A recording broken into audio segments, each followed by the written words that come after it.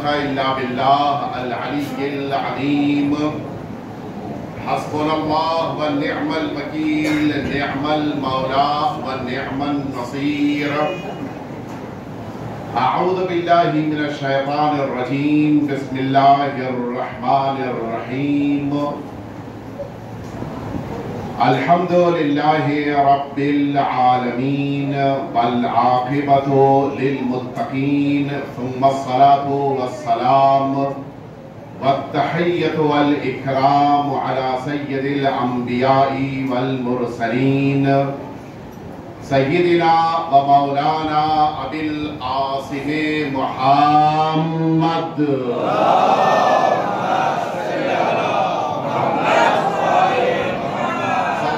عليه وعلى أهل بيته الأطيبين الأنجبين لا سيما الإمام المبين بقية الله في الأرضين. أرواحنا وأرواح العالمين لتراب مقدمه الفداء واللعنة الدائمة الباقية على أعدائهم أجمعين. أما بعد، فقد قال الله الحكيم في كتابه المبين: ما ننسخ من آية أو ننسها نأتي بخير منها أو مثلها. ألم تعلم أن الله على كل شيء قدير.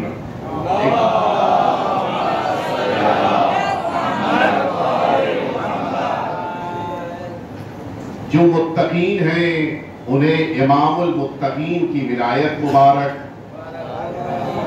جو مؤمنین ہیں انہیں امیر المؤمنین کی ولایت مبارک، جو مسلمین ہیں انہیں خلیفۃ المسلمین کی ولایت مبارک. اب طے کرنا ہے کہ ہم آپ کس میں ہیں. اگر مسلمانوں میں ہے تب بھی عید ہے، اگر مؤمنین میں ہے تب بھی عید ہے، اور اگر متقین میں ہے تب بھی عید ہے. اور جب ہم نے طے کر لیا تو اب بقیہ فرقے بتائیں کہ وہ کہاں ہیں. بڑی عظیم عید ہے اور اس عید کو عید اکبر کہا گیا ہے.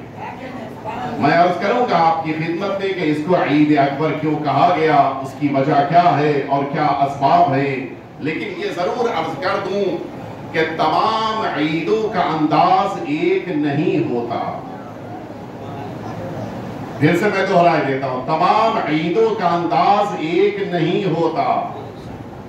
بقیہ عیدوں میں شاید ممکن ہے کہ صرف تولّہ کے ذریعے سے ہی منا لیا جائے، لیکن غدیر بغیر تبرہ کے ممکن نہیں ہے.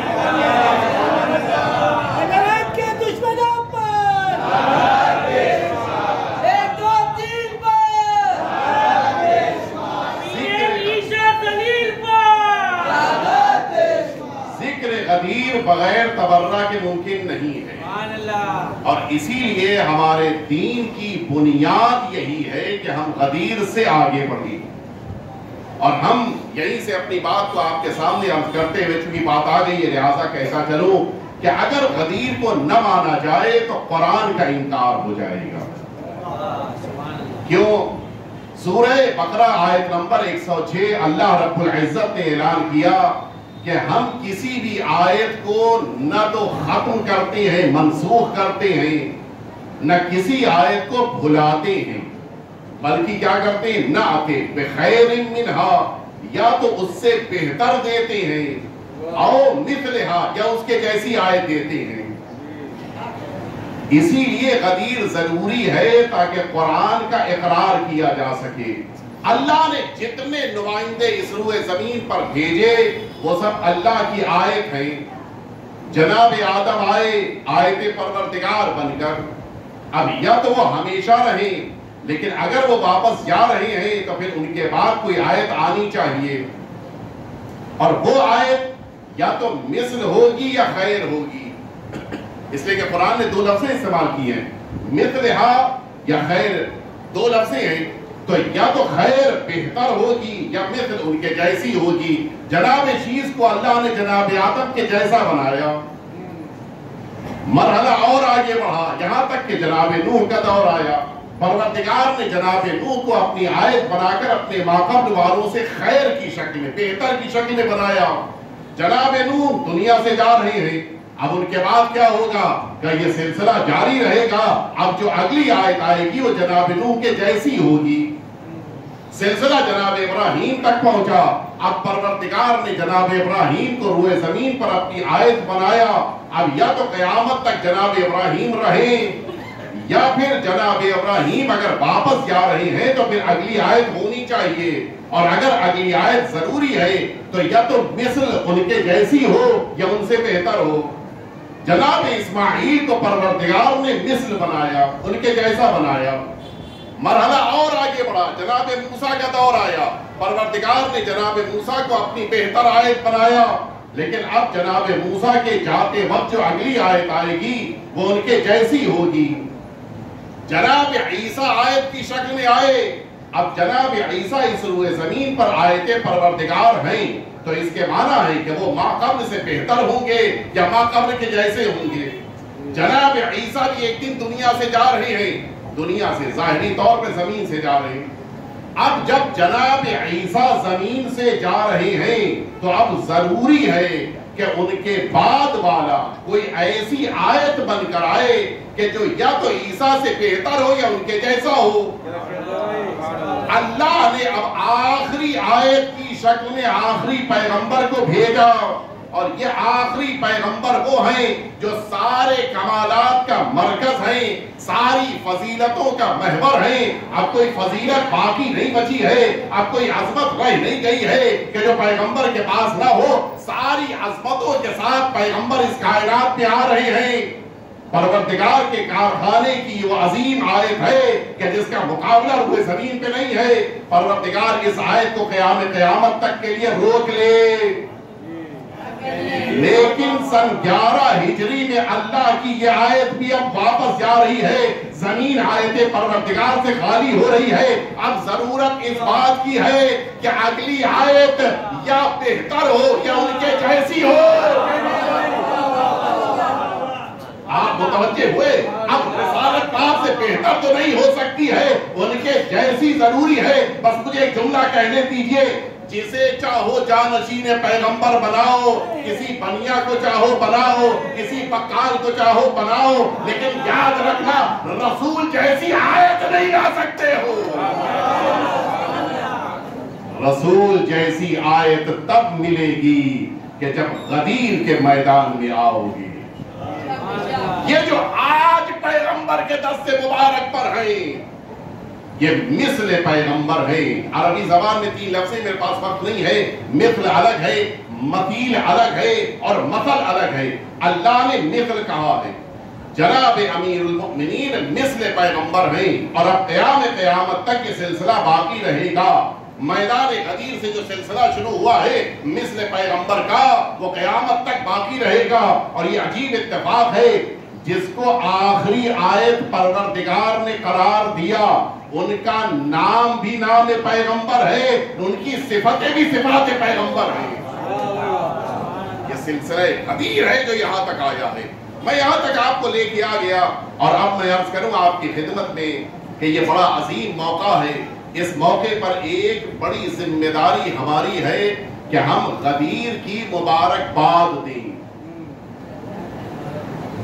हमसे भी कहा गया था, आपने भी सुना होगा, बहुत ज्यादा ही आजकल कहा जा रहा है कि गदीर में मुबारकबाद न दो, इसलिए कि गदीर में मुबारकबाद देने से बहुतों को बुरा लगता है। किसी का दिल दुखाना अच्छी बात नहीं है, बल्कि लफ्ज बदल के कह दूं कि बाज़ लोग ये सोचते हैं कि गदीर में मुबारकबाद दोगे तो निफाक सामने आएगा।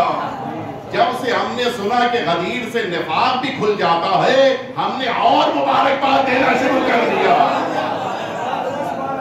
अगर यही मेयार है तो और दिलों के निफाक सामने आने दो, ताकि पता तो चले कि कौन किधर है। ये भी तो असल बात है।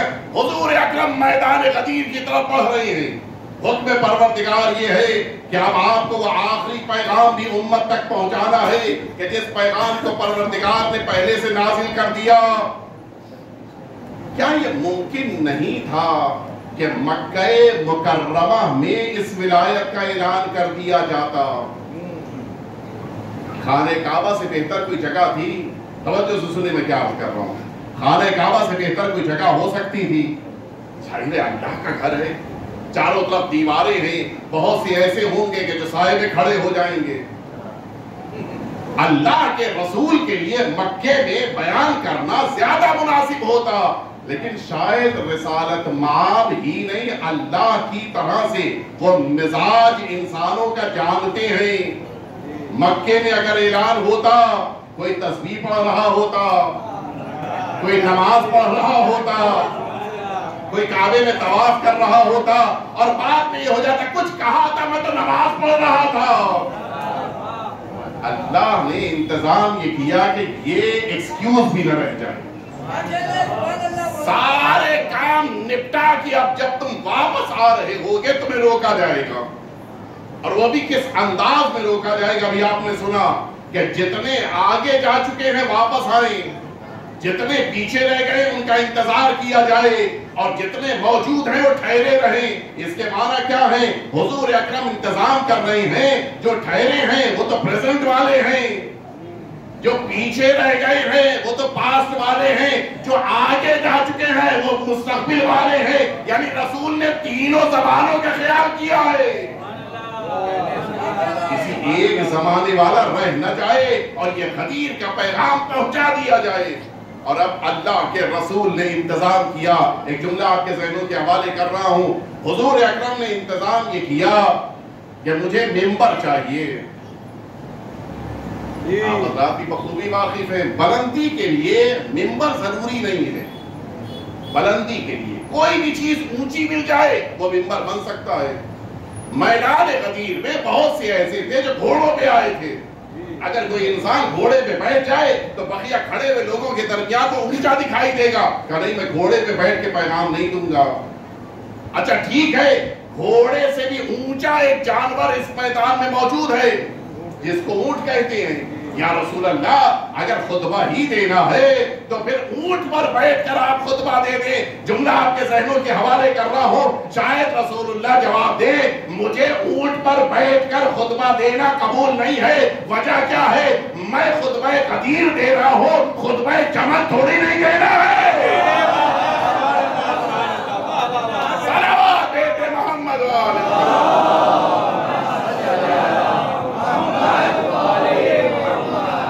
انتظام یہ ہے کہ سب کے کجاوے نہ لیے جائیں گے. عجیب ہے ہاں بھائی، سامنے جو دکھ جائے اس کا کجاوا وہ شے ہے کہ جو اس کے اونٹ کی پیٹھ کے اوپر رکھ دیا جاتا ہے، جس پر بیٹھ کر شرفا سفر کرتے ہیں. سب کے نہیں لیے جائیں گے بلکہ کچھ خاص لوگوں کے لیے جائیں گے. مجھے یاد ہے ہمارا علاقہ آپ واقف ہے، ہم لوگ کے گاؤں وغیرہ میں، میرا تعلق گاؤں سے نہیں لیکن واقعہ سنا میں نے کہ ہم لوگ کے علاقے میں گاؤں میں ہوتا یہ تھا کہ لوگ مجلس میں آتے تو تھے لیکن چونکہ ان کے وہاں انتظام یہ تھا کہ تبرک جلدی مل جاتا تھا، آتے ہی مل جاتا تھا، تو مصائب آتے آتے مجمع آدھا ہو جاتا تھا. لوگ نکل لیتے تھے، چلے آتے تھے. ایک دن انہوں نے کہا کہ آج میں ایسا کروں گا کہ کوئی جا نہ پائے. کیا کیا؟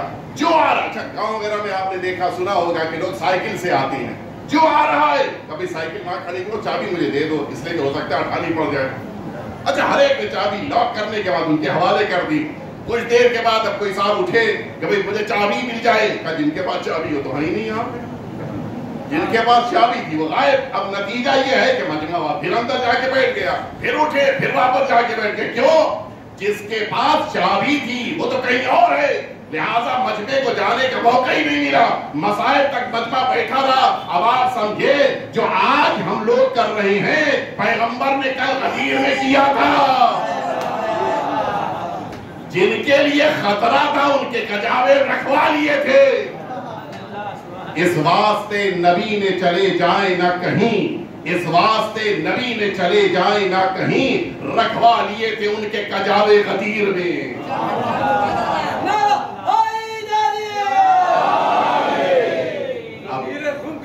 تھا اور مسلمانوں کا مجمع تھا. کیا بات ہے؟ غدیر خم کا میدان تھا اور مسلمانوں کا مجمع تھا.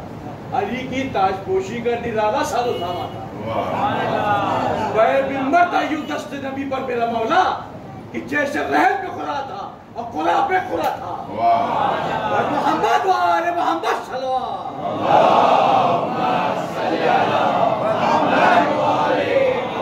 حضور اکرم نے منبر بنوایا اور اب اس منبر پہ حضور اکرم تشریف لے جا رہے ہیں، لیکن اکیلے نہیں جا رہے ہیں. تاریخ بشریت کا یہ پہلا منبر ہے جس پر 2 خطیب ہیں. آج تک کبھی ایسا نہیں ہوا کہ ایک منبر پہ 2 خطیب دکھائی دیں. حضور اکرم نے ایک وقت میں خود بھی اور امیر المؤمنین کو بھی اوپر بلایا، اور اب انداز یہ ہے کہ رسالت مآب نے امیر المؤمنین کا اعلان کرنے کے لیے امیر المؤمنین کو بلند کیا.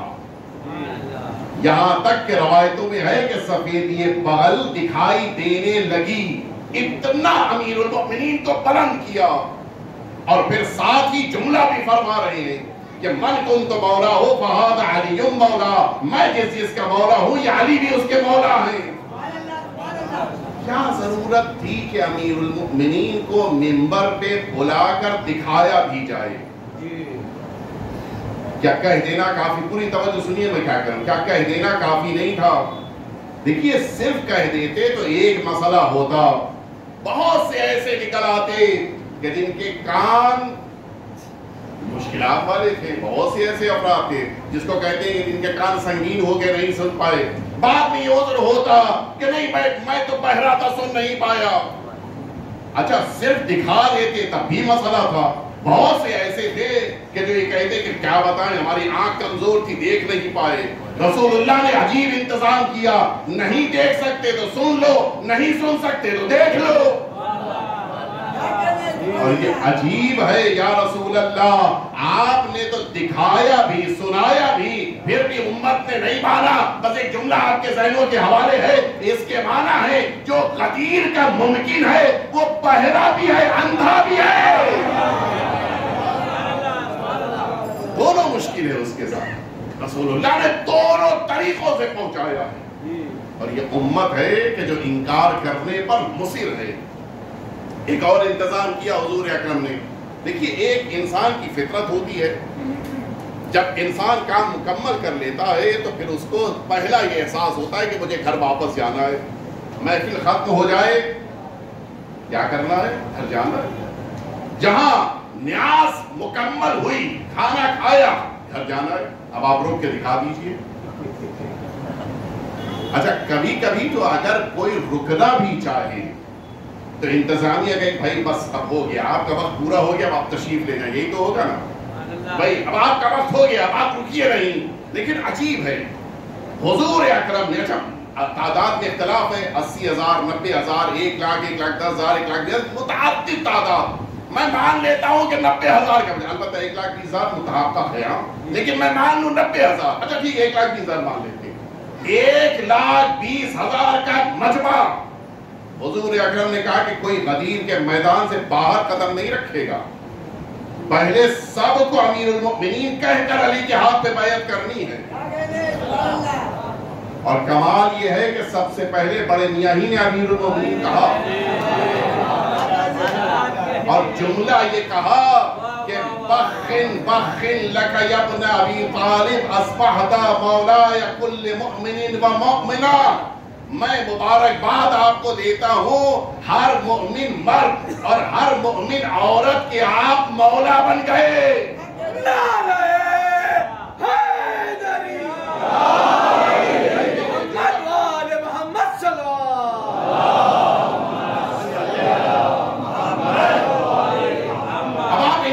بتائیے اگر کوئی یہ کہہ رہا ہے کہ آپ مومن مردوں کے بھی مولا، مومن عورتوں کے بھی مولا، اور پھر بھی نہ مانے، تو اس کے معنی ہے کہ نہ وہ مومن مردوں میں ہے اور نہ مومن عورتوں میں ہے.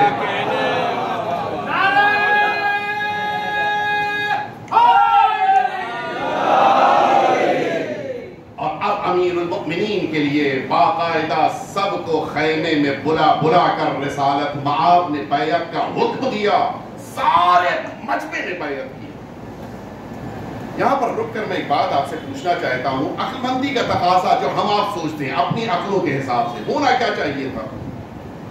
اگر 1,20,000 کا مجمع 3 دن میں بیعت کر رہا ہے تو ایک دن میں کتنوں نے بیعت کیا؟ 40,000. بہت بڑی تعداد ہے.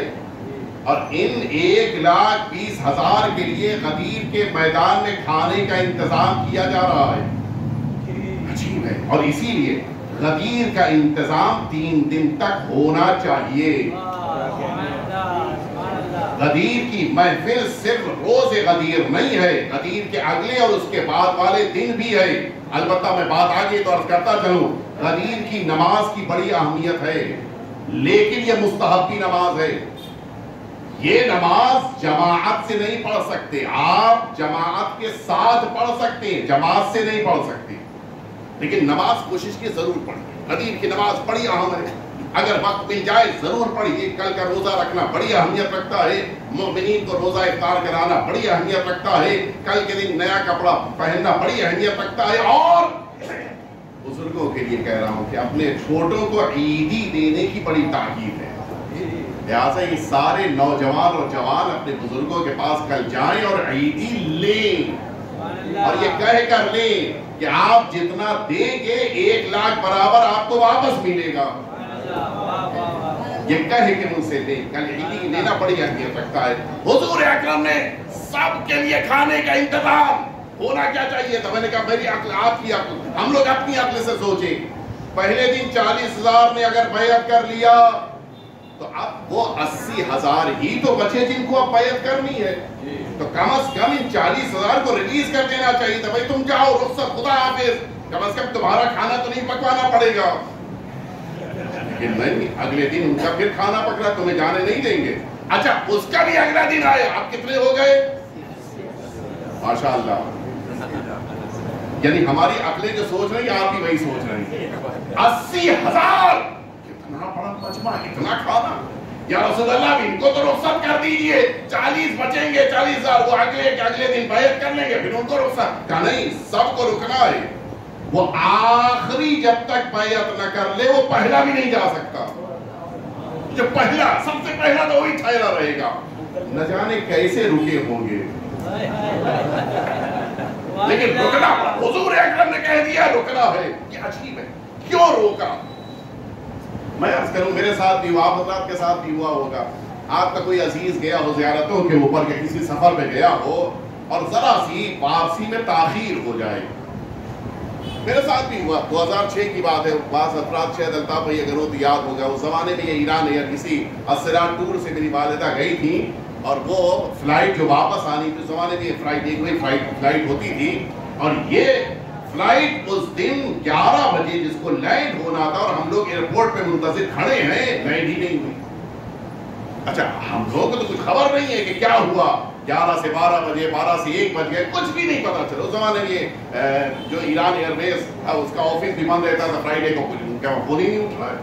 بڑی مشکل سے یہ بات ٹور آپریٹرز کے ذریعے سے پتا چلی کہ یہ فلائٹ تہران سے نکلی ہی نہیں ہے، اس لیے لیٹ ہو گئی. اچھا جو اندر چلا گیا ایئرپورٹ پہ، اب تو کوئی اس سے بات بھی نہیں ہو سکتی. بڑی مشکل سے خبر مل پائی. پتہ یہ چلا کہ رات میں آئے گی، شاید 9 بجے کے بعد یہ فلائٹ پہنچے گی، اور اس کے بعد پھر یہ لوگ باہر نکلیں گے، اور آپ لوگ جو لینے آئے ہیں وہ لوگ پھر رات میں آئے. ہم لوگ بھی واپس آ گئے، اور پھر رات میں جس موقع کے اوپر ایئرپورٹ پہنچے تو تقریباً فلائٹ 9:30-10 بجے کے آس پاس آئی، اور پھر آنے کے بعد پھر 1 گھنٹہ لگ گیا لوگوں کو نکلتے ہوئے. اب آپ سنیں توجہ سے. اچھا کوئی بہن کو لینے گیا ہے، کوئی بیٹی کو لینے گیا ہے، کوئی ماں کو لینے گیا ہے، کوئی بھائی کو لینے گیا ہے، کوئی والد کو لینے. عجیب مجمع ہے اور سب بے چین ہیں. چونکہ دوپہر میں ہو چکا تھا، گھبراہٹ بے چینی سب کے اندر ہے. جیسے ہی ان زائرین نے باہر نکلنا شروع کیا، سنے کیا، کسی نے نہیں پوچھا کسی زائر سے کہ تم اپنے ساتھ فیروزہ لائے ہو نہیں لائے ہو. کسی ایک نے نہیں پوچھا. پہلا سوال یہ تھا کہ یہ بتاؤ کہ دیر کیوں ہوئی. پہلا سوال یہی تھا کہ دیر کیوں ہوئی. اب آپ سمجھے حضور اکرم نے یہ 3 دن مجمع کو کیوں روکا تھا. جس قافلے کو کوفے 29 ذی الحجہ کو پہنچنا تھا، جن لوگوں کو مثال کے طور پر بصرہ 26 کو پہنچنا تھا، وہ 26 کے بجائے 29 کو پہنچے. جنہیں 29 کو پہنچنا تھا وہ 1 یا 2 محرم کو پہنچے. اب اس زمانے میں ہوتا کیا تھا, پورا گاؤں ریسیو کرنے کے لیے آتا تھا, پورا گاؤں ویلکم کرنے کے لیے آتا تھا. جسے 29 کو پہنچنا تھا پورا گاؤں آیا کھڑا ہے, اپنے علاقے کی سرحد کے اوپر آ کے ٹھہرے ہیں کہ اب وہ حاجیوں کا قافلہ اب آ رہا ہوگا. اب اس زمانے موبائل تو ہوتا نہیں تھا, صبح سے شام ہو گئی, رات آ گئی, قافلہ نہیں آیا, لوگ واپس آ گئے. اگلے دن پھر انتظار ہو رہا ہے لیکن پھر قافلہ نہیں آیا. اگلے دن پھر انتظار ہوا لیکن قافلہ نہیں آیا. اب جو چوتھے دن یہ قافلہ تاخیر سے پہنچا, کسی نے نہیں پوچھا کہ زمزم لائے ہو یا نہیں لائے ہو. پہلا سوال یہ تھا کہ یہ بتاؤ دیر کیوں ہوئی, یہ بتاؤ تاخیر کیوں ہوئی. اور ان حاجیوں کو کہنا پڑا نکلے تو ہم وقت پر تھے, لیکن غدیر کے میدان میں رسول نے روکا اور ہم سب کے درمیان علی کی ولایت کا اعلان کیا اور ہم سب سے بیعت لیا.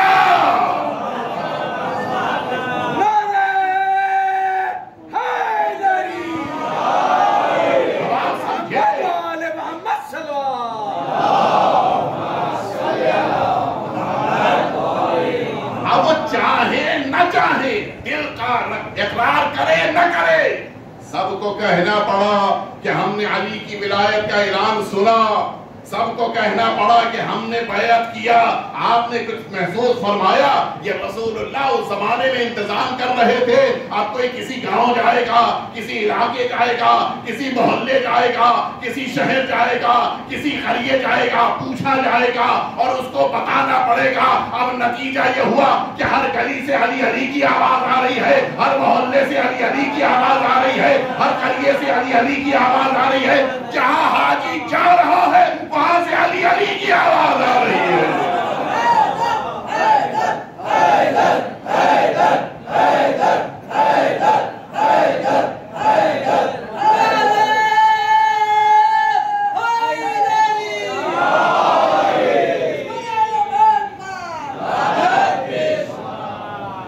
اور یہ عجیب انتظام ہے کہ جو رسول اللہ نے اس میدان غدیر میں کیا ہے.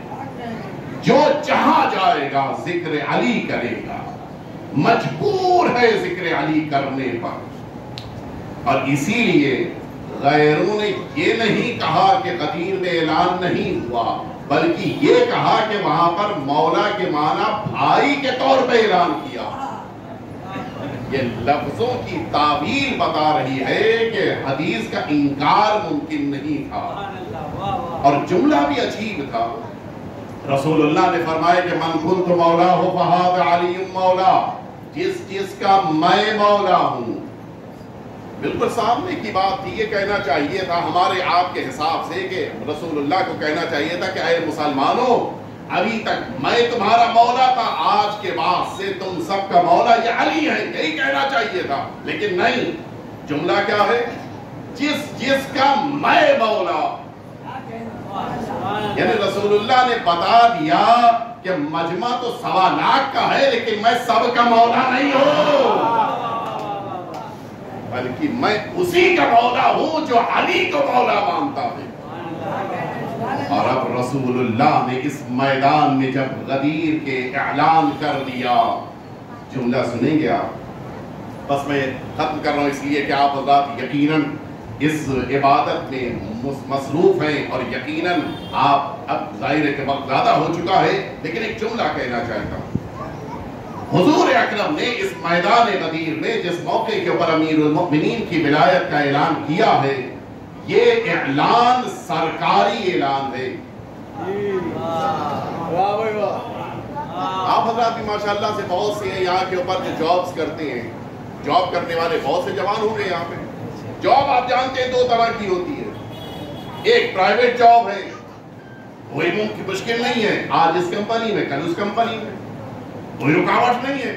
ہوتا بھی یہی ہے کہ آپ نے دیکھو LIC والے اس کمپنی سے نکلے بھارتی میں چلے گئے, وہاں سے نکلے کسی اور, ہوتا ہی نہیں ہوتا. کیوں؟ پرائیویٹ جاب ہے, کہیں بھی جا سکتے ہیں. لیکن ایک جاب ہوتی ہے سرکاری.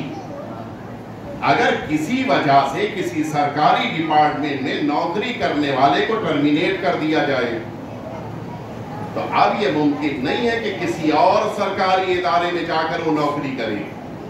نہیں پتا میرے جملے متوجہ ہو رہے نہیں ہو رہے. اگر کسی ایک ڈپارٹمنٹ نے نکال دیا سرکاری تو کسی بھی ادارے میں جو سرکار کا ہے کہیں بھی جا کے نوکری نہیں کر سکتا. ڈیفنس میں نکالا گیا مثلا فائنینس میں چلا جائے گا نہیں, یہ نہیں ہو سکتا. ایک جگہ سے نکالا گیا تو اس کے معنی ہے کہ ڈسکوالیفائڈ ہو گیا ہے, اب کہیں نہیں نوکری مل سکتی اس کو سرکاری. پرائیویٹ میں ہو سکتا ہے, پرائیویٹ میں جہاں چاہو کرو, یہاں چھوڑو وہاں چلے جاؤ, وہاں چھوڑو وہاں, کچھ بھی ہو سکتا ہے. اللہ نے امیر المؤمنین کے مقابل آنے والوں کی سرکاری نوکری کو ختم کیا ہے. میں اور قریب کیے دیتا ہوں. سرکاری نوکری ہے کیا؟ جو کام اللہ دے وہ کام سرکاری ہے. اور اگر سرکاری نوکری سے کسی موقع پہ ٹرمینیٹ کر دیا گیا, ڈسکوالیفائڈ کر دیا گیا, تو اب دوبارہ کہیں بھی سرکاری نوکری نہیں مل سکتی ہے. یہاں تک تو میرے ساتھ ہیں. اللہ نے ایک موقع پر سورہ دیا کہ جا کے تبلیغ کرو. اگر تبلیغ کر لے جاتے تو پھر کامیاب رہتے, کوئی بھی سرکاری نوکری کر سکتے تھے. لیکن اگر آدھے راستے سے واپس بلائے گئے تو اب یہ سرکاری نوکری سے ٹرمینیٹ کیے گئے ہیں, وہاں سے ڈسکوالیفائڈ ہو گئے ہیں, اب یہ پرائیویٹ جاب کر سکتے ہیں. اللہ کا عہدہ نہیں مل سکتا ہے, کوئی بھی اللہ کا عہدہ نہیں. اور صرف امیر المؤمنین کو یہ اللہ نے اور رسول اللہ نے عہدہ دیا ہے. اور بس میں عرض کروں آپ کی خدمت میں, جیسے ہی اعلان غدیر ہوا حضور اکرم نے فرمایا کہ علی سن رہے ہو کوئی آواز؟ کہا یا رسول اللہ میں بھی سن رہا ہوں. جانتے ہو یہ کون ہے؟ کہا جانتا تو ہوں لیکن چاہتا ہوں کہ آپ کی زبان سے سنوں. فرمایا علی یہ شیطان ہے جو آج رو رہا ہے, اس لیے کہ ابھی تک امیدیں تھیں, اب یہ مایوس ہو گیا. جناب آدم کے مسئلے میں اکڑنے والا شیطان امیر المؤمنین علی کی ولایت کے بعد مایوس ہوا ہے. اب آپ کے ذہنوں کا امتحان لینا ہے. کل کا دن مؤمنین کی خوشی کا ہے اور شیطان کے رونے کا ہے. نہیں, امتحان میں آپ تقریباً ابھی کامیاب نہیں ہوئے. اور میں قریب کیے دیتا ہوں. دیکھیے ہمارے غم کی عروج ہوتی ہے عاشور کے دن, اور ہماری خوشی کی معراج ہوتی ہے غدیر کے دن. عاشور کے دن ہمارے گھروں میں بچہ بھی پیدا ہو جائے تو مبارکباد نہیں دیتے, اور غدیر کے دن ہمارا بڑے سے بڑا مر جائے ہم نہیں روتے. کیوں؟ اس لیے کہ رونا ہمارے لیے عاشور کے دن ہے, غدیر کے دن ہم کبھی بھی گریہ نہیں کرتے ہیں. وہ سب جملہ آپ کے ذہنوں کے حوالے کرو, اس کو ظاہر نہ جانے دیجیے گا. اب کیا کیا جائے؟ ہم تو غدیر میں عید مناتے ہیں, اب کوئی بڑا مر جائے تو ہم کیا کریں؟ صلوات بیٹے محمد والے.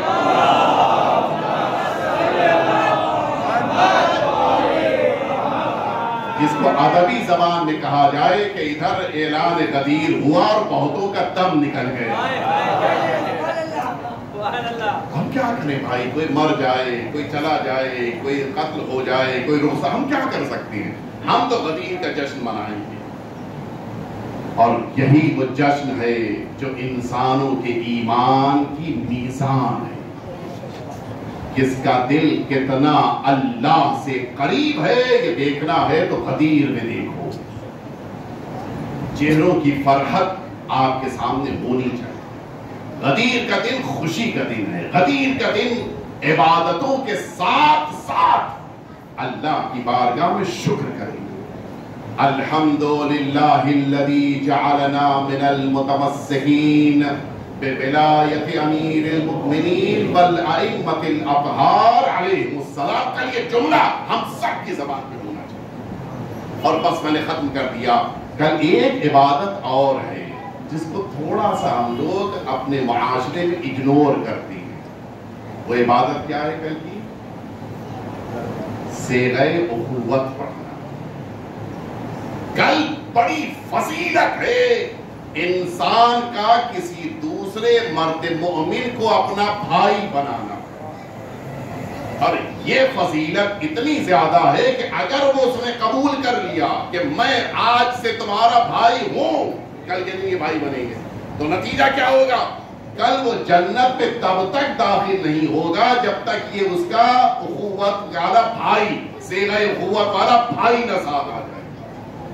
لہذا کوشش کیجیے یہ صیغہ اخوت برقرار رکھیے۔ آیت اللہ نظمہ آغا ناصر مکارم شیرازی نے لکھا ہے کہ بہن یعنی بھائی بہن نہیں بن سکتے، بھائی بھائی بن سکتے ہیں، خواتین ایک دوسرے کے لیے بہن بن سکتی ہیں، یہ اختیار انہوں نے دیا ہے، لیکن مرد کے لیے ضروری ہے کہ وہ مردوں ہی کے لیے بھائی بنے، اور خواتین کے لیے ضروری ہے کہ وہ خواتین آپس میں صیغہ اخوتی، یہ جو اختی والا صیغہ ہے اس کو پڑھتے ہوئے آپس میں یہ بہنیں بن سکتی ہیں۔ لہذا ضروری ہے کہ اس صیغہ اخوت کو پڑھ کر ہم یہ اعلان کریں کہ ہم میدان محشر میں امیر المؤمنین کی ولایت کے ساتھ جب آگے بڑھیں گے تو اسے بھی ساتھ لے کر جائیں گے جس کے لیے ہم نے صیغہ اخوت پڑھا ہے۔ آئیے چلیے پیغمبر اسلام کا وہ جملہ کہ جو امیر المؤمنین سے فرمایا تھا کہ میں نے اس امت میں سب کو ایک دوسرے کا بھائی بنایا ہے، لیکن تم